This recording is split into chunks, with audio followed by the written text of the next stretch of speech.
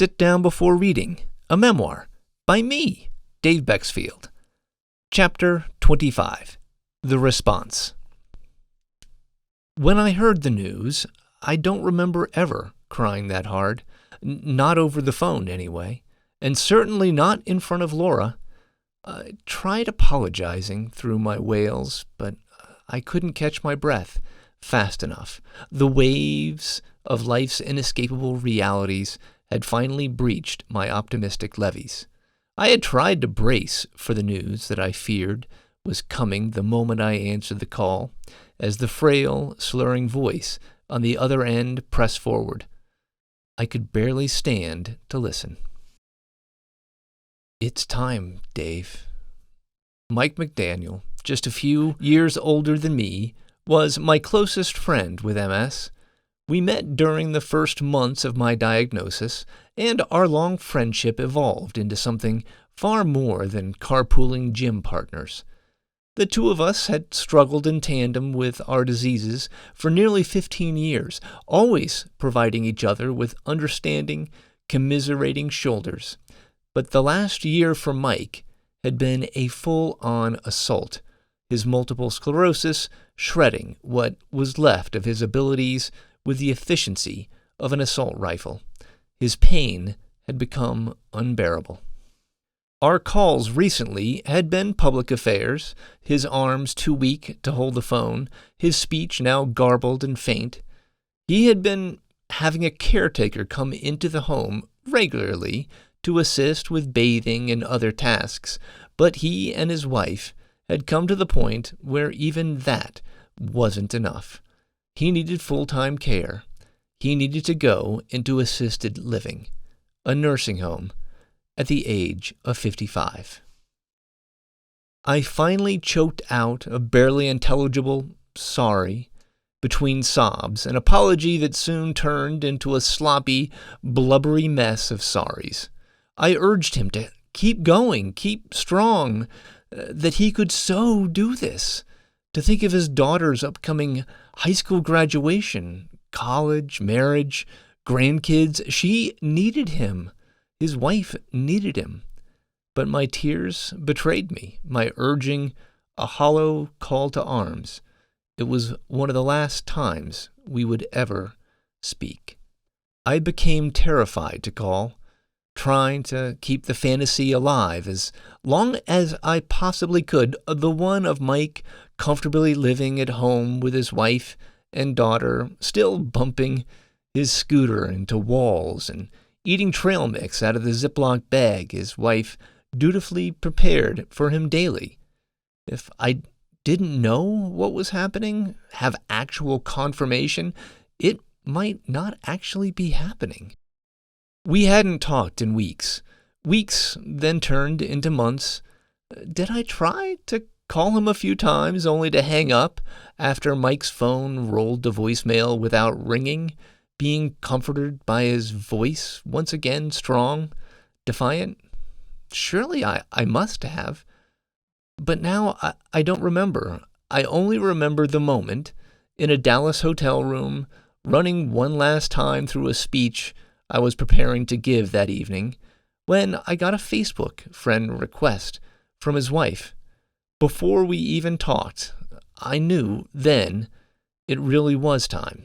Mike was never going to allow his disease to get in the last word.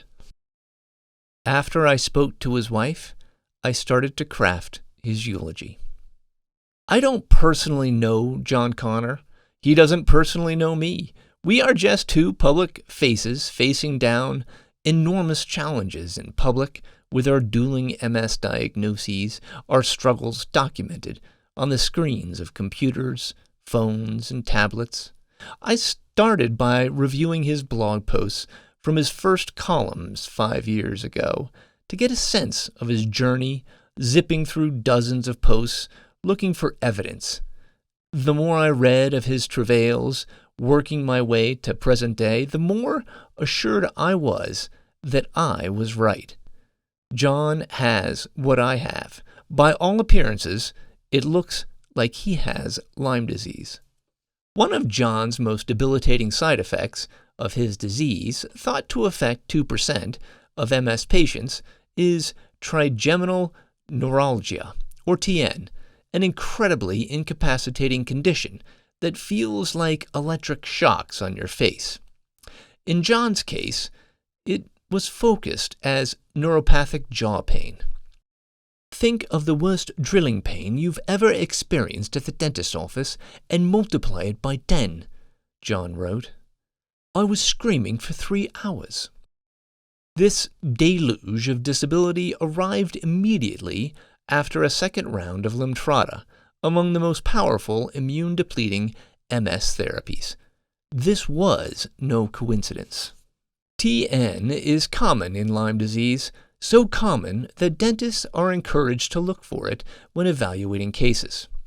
And it's no surprise that Limtrada played a role, because when the body's immune system goes on a forced drug-induced vacation, those spirochetes come out and play.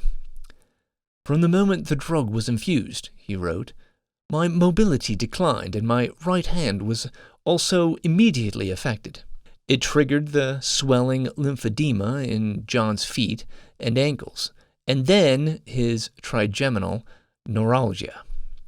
Like Germany in 1945, fighting on 3 fronts, he wrote of his battles with MS and the pair of accompanying conditions. The near exact same thing happened to me, most recently with Mavenclad, cladribine, an MS therapy that temporarily clobbers the immune system, peaking at the 3-month mark after treatment. The 3-month mark for me? That was when my UTIs raged like John Wick and my psychosis bloomed like the corpse flower. My handwriting, which has always been terrible, descended into such a state that even I couldn't read it. Mine too, John. He also looked into stem cell transplantation, the riskiest of all MS treatments, but he did not qualify. If he could have, he would have. The danger of dying was of little concern.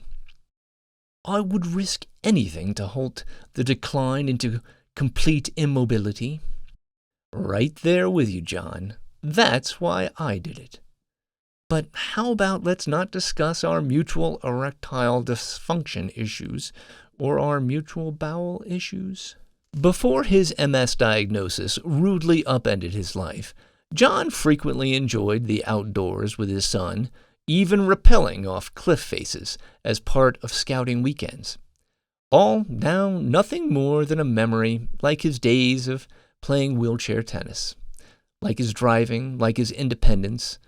The flash of relief from that brief course of IV antibiotics, a jolt of caffeinated hope, soon faded, and he was once again in disability freefall.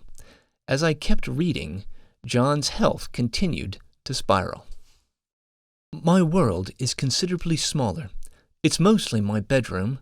I can get out of it, but it takes a considerable effort. In the last 7 days, I only exited it once. Last night, I managed to get down the stairs, plonk into my new heavy-duty wheelchair, and get into a wheelchair-accessible vehicle. By February 2018, walking became a non-starter. I'd fought, taken every medication and supplement possible, but I'd lost. Maybe positive thinking and mindfulness would have helped, but for me, that was a step too far. His gallows humor still intact, John was at one point stuck upstairs for 2 months. He eventually permanently moved downstairs and had a wheelchair-accessible washroom added. Other aids soon followed, including a swath of hoist to lift him into bed, onto the toilet, into his wheelchair. To take pressure off his wife, every morning a team of caregivers arrives to assist.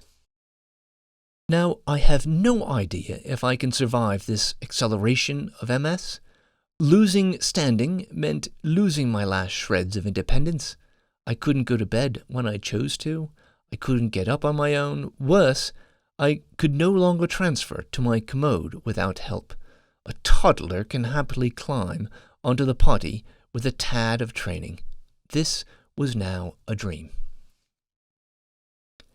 In the fall of 2021, this was destined to be my future too, until suddenly it wasn't. I kept reading to catch up to today, and the words tumbled onto his pages just as they had mine, as we reflected somberly on last times. I don't remember all my last times doing something. Some I do. The last time I got to work on my own, the last time I climbed the stairs to bed, the last time I attempted wheelchair tennis. It's the opposite of growing up. Milestones turn into yardsticks. My world is shrinking. Our struggles mirror images. Our disability arc, identical. Our thoughts, indistinguishable. Almost. One sentence froze me. Pragmatically, I've talked about future suicide with my wife and neurologist. No. I immediately stopped reading and sent John an urgent note. We need to talk. While waiting anxiously for word from Mr. Connor, I finally received a response from another email I had written nearly 6 months ago. 30 whole words, ergo a scintillating typing speed bordering on 1 WPW, 1 word per week, from my neurologist in response to my improbable proposal. Hi Dave, hope things are going well. Send me an update if you will. We got a renewal notice from Mavenclad for you, but not sure where all that is right now. Best as always, Doc. Mavenclad is the multiple sclerosis drug that is fantastic at treating MS and equally fantastic at turbocharging Lyme disease. As my second-year dosing window had already come and gone, it appears the drug company had reached out one last time to be sure that I was done with their treatment. Yeah, I was done. As for where everything stood, I responded a couple days later. This seemed like it should do the trick, explaining my current standing. Doctor, thanks for reaching out. That Mavenclad request must have been an error, as I am still waist-deep in Lyme disease messiness. And it is getting messier. If you have been following my memoir, you are aware that you and many of your MS colleagues have taken center stage in the latest chapters. Chapter 21, An Improbable Proposal, and Chapter 22, Iceberg Right Ahead, as I continue my desperate scramble for appropriate treatment. I am currently under the care of one of the country's foremost Lyme-literate doctors. He is based out of New York, and while he can prescribe medication from afar to his patients, he cannot remotely administer the one treatment most effective and medically necessary for my neurological form of Lyme disease, Lyme encephalomyelitis. 2 grams daily of IV ceftriaxone, Rocephin, for a minimum of 28 days. Laura and I are prepared to temporarily relocate to New York if forced to, but our overwhelming preference would be to remain in-state here in New Mexico. My original proposal to you and UNM still stands, and my recent writings will provide more clarity as to my reasoning. If need be, the offices of Senator Heinrich and Representative Stansbury have offered their assistance, and I can reach out to my contacts with the governor and mayor as well. Please know that I harbor no ill will toward you or any of my doctors, as I've learned in my research that my misdiagnosis was all but unavoidable. What is avoidable? Any further delay in treatment. It has now been over 1 year since I discovered I have Lyme disease, and the inability to get properly treated for a treatable disease has become untenable. I plan to do everything in my power to get this treatment started before the new year. Please see attached for my up-to-date case summary. I now know why HSCT temporarily worked so well for me.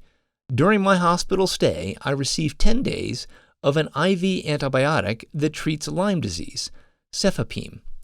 I am scheduled to see you December 13th at 3 p.m., but I would like to get started immediately on a plan to put my Lyme disease into permanent remission with UNM's expert assistance.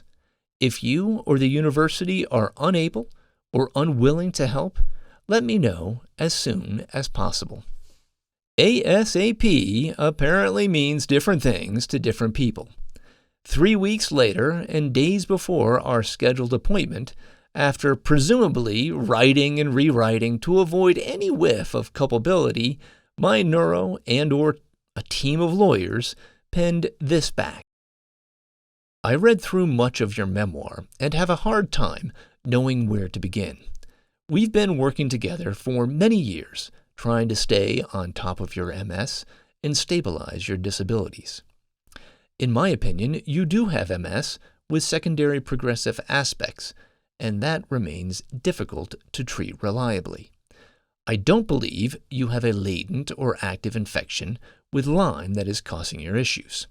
It creates a dilemma, since I am not an ID doc and don't prescribe or have capacity to carefully monitor the long-term IV antibiotic therapy you are advocating and don't think that it would work. You have undoubtedly read about the complications that can arise with long-term antibiotics, but having taken the position that all of your issues are due solely to a latent Lyme complication, you have a focused goal to try it. It is possible you will find a provider willing to prescribe IV antibiotics, and if so, I hope that goes well for you. Perhaps I fit into your definition of a non-LLMD, although I have reviewed the literature and for many reasons don't believe there are evidence-based links for your illness to Lyme. The resources of the MS Clinic are always open to you, and with perseverance, we may yet solve some of the outstanding issues with MS. All the best to you and Laura. I get it, I do. I would imagine most neurologists on this planet would recoil at the thought of having misdiagnosed a patient, particularly their most famous patient.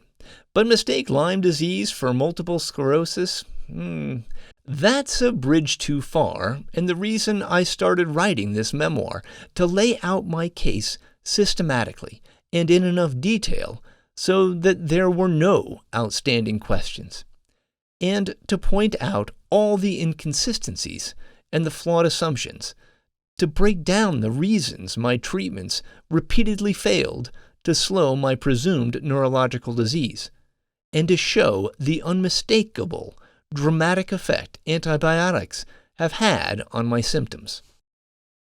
But after reviewing all of that and still refusing to even acknowledge that Lyme disease could be in play despite the tsunami of evidence, tens of thousands of words later, that evidence is utterly drenching. Other than the lack of a positive test, the accuracy of which has long been in doubt, everything about my case screams tick-borne illness. We're talking Janet Leigh in Psycho screams. My email inbox pinged. It was a colleague of Mr. Connor who acknowledged that John had received my message and was well aware of my concerns, and that he was having none of it. A disease from a tick? Borderline laughable. Highly unlikely to be Lyme, as I haven't been outside since Thailand in 2008. But the UK has seen a steady rise in cases of Lyme disease, with incidence rates highest in Scotland and southern counties of England, where London is located. Lyme disease is so prevalent in the region that the non-profit Lyme Disease UK struggles to overcome the persistent myth that Lyme is not endemic in Great Britain. It has been, and for decades. A year before John came down with MS in 2008, he had been camping and rappelling with his son, presumably outside and presumably in the UK. Everything about his case screams nearly just as loudly as my case. Lyme! It's so loud, it's piercing.